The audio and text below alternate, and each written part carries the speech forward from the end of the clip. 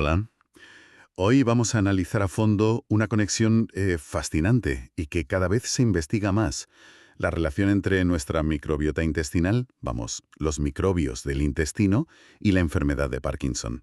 Tenemos varios estudios, revisiones sistemáticas que profundizan bastante en esto.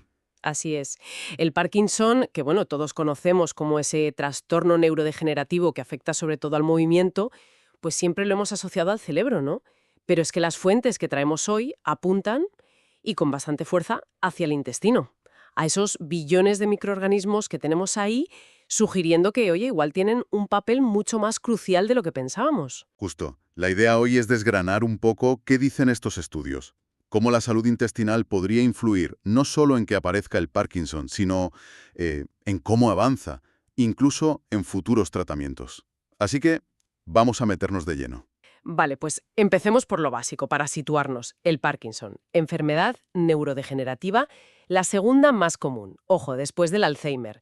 Y a nivel, digamos, microscópico, lo que define la enfermedad es, por un lado, la pérdida de neuronas, concretamente las que producen dopamina en una zona llamada sustancia negra pars compacta.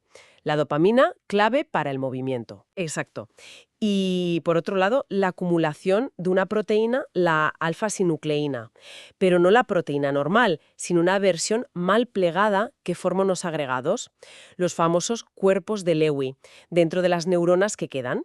Y claro, todo eso que ocurre dentro se ve fuera, con los síntomas que muchos identifican rápido. Los motores, el temblor en reposo, la rigidez, esa lentitud en movimientos, la bradicinesia y los problemas de equilibrio. Pero, es que hay más. Los síntomas no motores, importantísimos. Mucho. Y a veces se les da poca importancia. Hablamos de estreñimiento, pérdida de olfato, trastornos del sueño, depresión, ansiedad, incluso deterioro cognitivo. Y lo que subrayan mucho las fuentes es que estos síntomas no motores, bueno, pueden aparecer años, incluso décadas, antes de que la persona note problemas al moverse. Es un punto clave, sí. Respecto a quién tiene más riesgo, bueno, la edad es el factor número uno. La prevalencia sube con los años. Más o menos un 1% de mayores de 60, pero puede llegar al 4% en mayores de 80. Luego está la genética, claro. Un 5-15% de los casos son familiares, ligados a genes como SNCA, que es el que codifica la alfa-sinucleína, fíjate, o LRRK2. O sea, que hay una parte hereditaria aunque no sea la mayoría. Exacto. Y luego factores ambientales y de estilo de vida que también suman. Ser hombre, por ejemplo, es más frecuente en varones. La exposición a ciertas toxinas, como algunos pesticidas, mencionan paraquat, rotenona, o metales pesados, plomo, cobre. También los golpes en la cabeza repetidos, la diabetes tipo 2, e incluso se mira la relación con el sobrepeso, quizá por la inflamación y el estrés oxidativo que conlleva. Y es curioso porque las fuentes también dicen que hay como una relación inversa con otras cosas, con fumar o tomar café, que parece que podrían proteger un poco. Sí, es algo que se ha observado. En el café mencionan una sustancia, el EHT, eicosanoil 5-hidroxitriptamina, y parece que también beneficia a algunas bacterias buenas del intestino, las bifidobacterias. Ahí conectamos con el otro gran tema de hoy. Ahí vamos. La microbiota intestinal.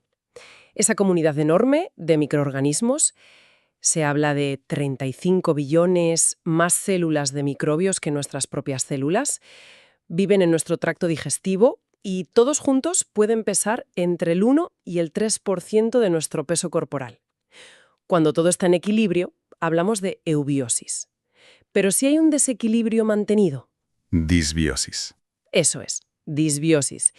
Y es esa disbiosis la que los estudios que estamos analizando hoy no paran de relacionar con el Parkinson. Aquí es donde la cosa, se pone realmente interesante. El concepto este del segundo cerebro en el intestino y el eje intestino-cerebro. A ver, ¿cómo se comunican? ¿Cómo puede ser que lo que pasa en la tripa afecte tanto al cerebro? Pues es una comunicación bidireccional súper compleja. Imagina como varias autopistas a la vez. Una muy directa es el nervio vago, un cable, digamos, que conecta el intestino con la base del cerebro. Y lo fascinante que sugieren las fuentes es que esa proteína alfa-sinucleína mal plegada del Parkinson podría empezar su viaje problemático en los nervios del intestino. Empezar en el intestino. Sí, y subir al cerebro a través de ese nervio vago, como si fuera un prión, ¿sabes? Propagándose de neurona a neurona. Piensa que se ha encontrado esa alfa-sinucleína anómala en biopsias de intestino de personas años antes de tener síntomas motores. O sea que una de las hipótesis fuertes que manejan los estudios, sobre todo para los casos no genéticos, es que la enfermedad podría, literalmente, empezar abajo y subir. Es un cambio de paradigma total. Totalmente. Es una línea de investigación muy potente ahora mismo. Pero no es la única vía de comunicación, ¿eh? Hay otra ruta importante que funciona más a través del sistema inmune.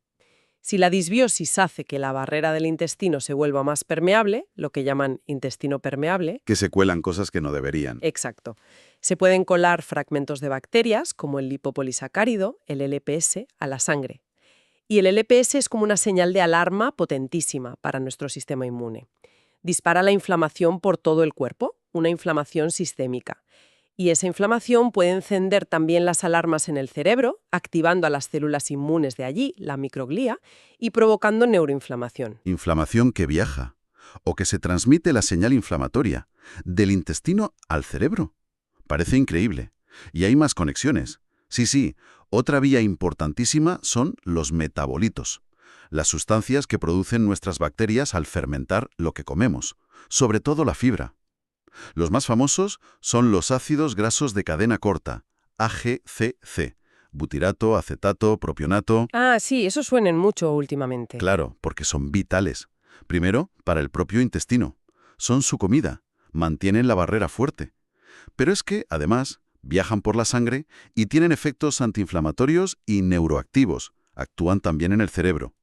Y lo que ven los estudios es que los pacientes con Parkinson suelen tener niveles más bajos de estos AGCC protectores. O sea, menos gasolina buena para el intestino y menos señales antiinflamatorias para el cerebro. Algo así. Y aún hay más capas. Algunas bacterias intestinales mencionan géneros como Bacillus, Morganella, Lactobacillus. Parece que pueden producir ellas mismas neurotransmisores como dopamina, serotonina, GABA, o al menos influir en sus niveles, afectando la función cerebral, el estado de ánimo. Es alucinante la cantidad de vías de comunicación. Y para rematar, está toda la red de neuropéptidos intestinales, moléculas señalizadoras BIP, PACAP, sustancia PE, grelina, GLP-1, que modulan esa conversación intestinos-cerebro, la inmunidad, la salud neuronal. Y en el Parkinson esta red también parece estar alterada, contribuyendo tanto a los síntomas digestivos como a la propia enfermedad cerebral. Algunos son protectores, otros pueden ser perjudiciales si se desregulan. Vale, entendido. Entonces, la imagen que va quedando clara de las fuentes es: la gente con Parkinson en general tiene un perfil de microbiota diferente, una disbiosis. ¿Qué cambios son los más típicos que se ven en los estudios? Pues mira, aunque hay variaciones, sí se ven patrones que se repiten. Por un lado, suele haber una reducción de bacterias que consideramos buenas, sobre todo las que producen esos ácidos grasos de cadena corta, como el butirato, y que tienen efectos antiinflamatorios. Hablamos de géneros como Faecalibacterium, Roseburia, Blautia, Coprococcus, Prevotella. Menos de las beneficiosas. Eso es. Y de hecho, algunos trabajos relacionan directamente tener menos Prevotella o Faecalibacterium con que los síntomas motores del Parkinson sean más graves. Y si bajan unas, suben otras. ¿Qué ocupa ese espacio? Pues sí, por otro lado, se suele detectar un aumento de bacterias que se consideran potencialmente proinflamatorias u oportunistas. Los nombres que más suenan en las fuentes son Lactobacillus, que su aumento es complejo, quizá relacionado con niveles bajos de grelina, una hormona intestinal, Akkermansia, que degrada la capa de moco protectora del intestino, Bifidobacterium, que también sube, aunque su papel no está tan claro, y otros como Collinsella o miembros de la familia Enterobacteriaceae. Y como decías antes, esta disbiosis no es solo algo que acompaña a la enfermedad, una correlación. La idea fuerte es que este desequilibrio participa activamente en que la enfermedad avance. ¿Cómo? Exacto. Se piensa que contribuye de varias maneras. 1. Genera inflamación crónica en el intestino, que luego se hace sistémica. 2. Aumenta la permeabilidad intestinal, lo que decíamos del intestino permeable, dejando pasar LPS y otras cosas que activan la microglía cerebral y la neuroinflamación. Vale. Inflamación y permeabilidad. Hay pistas de que ciertos desequilibrios microbianos podrían incluso facilitar que la alfa-sinucleína se agregue allí mismo, en el intestino.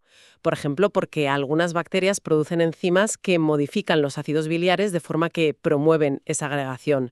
Y 4, claro, se altera la producción de metabolitos buenos, como los AGCC, y se desajusta toda esa comunicación neurohormonal intestino-cerebro. Y un dato que a mí me parece que apoya mucho todo esto y que las fuentes destacan, el tema del estreñimiento crónico, que es un signo claro de que algo pasa en el intestino y que aparece muchísimos años antes del diagnóstico motor. Eso le da mucho peso a la teoría del origen intestinal, al menos en algunos casos, ¿no? Totalmente. Es una pieza clave del puzzle. Y claro, si aceptamos que el intestino es tan importante en el origen o en la progresión, la pregunta es inmediata. Claro, se puede hacer algo ahí. ¿Podemos intervenir en el intestino para intentar frenar o mejorar el Parkinson? ¿Qué dicen los estudios sobre posibles terapias centradas en la microbiota? Pues se están explorando varias cosas, ¿sí? Con resultados, esperanzadores, aunque mucho está aún en investigación. Lo primero y fundamental, la dieta. Los estudios lo dejan claro. Un patrón tipo dieta mediterránea, mucha fibra, de vegetales, frutas, legumbres, pescado, aceite de oliva virgen extra, se asocia a menos riesgo de tener síntomas prodrómicos de Parkinson. La fibra es clave, porque alimenta a las bacterias buenas que hacen AGCC. La comida como medicina, una vez más. Exacto. Y al revés, la típica dieta occidental, azúcares, grasas saturadas, ultraprocesados, parece que fomenta justo lo contrario, disbiosis e inflamación. Vale, la dieta es la base. ¿Y luego? Probióticos, prebióticos también se investigan mucho. Probióticos, los bichitos vivos beneficiosos. Prebióticos, su comida, la fibra específica. Las fuentes mencionan ejemplos concretos, una mezcla llamada SLAB51, que en animales con Parkinson mostró efectos antiinflamatorios y neuroprotectores. Otra cepa, Lactobacillus johnsoni AS1, también protegió neuronas en ratones, eso en animales. Y en personas.